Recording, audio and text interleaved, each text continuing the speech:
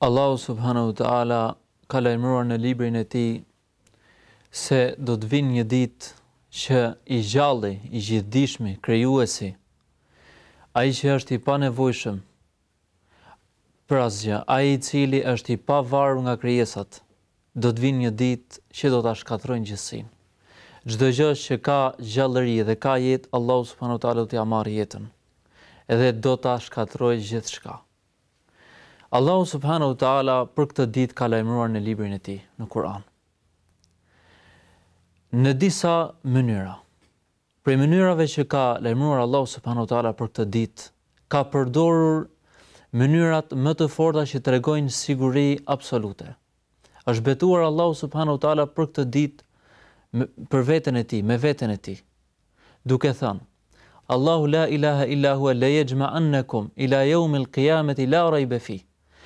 Allahu është ai i cili nuk ka të adhuruar tjetër me të drejtë përveç tij. Ai ka për t'i tubuar njerëzit në një ditë që nuk ka dyshim në të. Po ashtu Allahu subhanahu wa ta'ala lajmëron në librin e tij se mohuesit kur të futen në zjarrin e xhehenemit do t'i pyesin rojtarët e zjarrit të xhehenemit, do t'i pyesin ata rojtarët që janë prej melajkeve, do t'i pyesin ata rojtarët e zjarrit të xhehenemit që janë prej melajkeve. Edhe do t'i thonë: a nuk ju erdhën juve të dërguarit lajmtarët edhe t'ju lajmërojnë t'ju tregojnë për këtë ditë?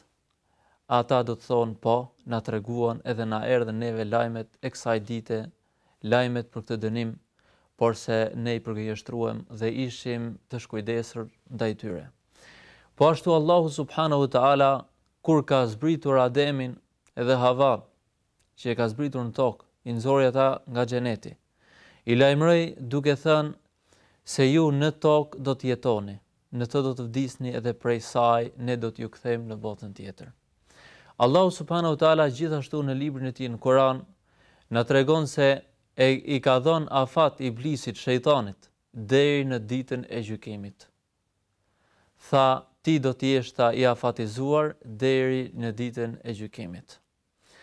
Po ashtu Allahu subhanahu wa ta'ala tregon në Kur'an për ditën e gjykimit, urdhëron profetin e tij Muhammedin sallallahu alaihi wasallam që t'ju betohet Kurejshve, atyre të cilët e mohojnë ditën e gjykimit, në Allahun se dita e gjykimit ka për të qenë e vërtetë.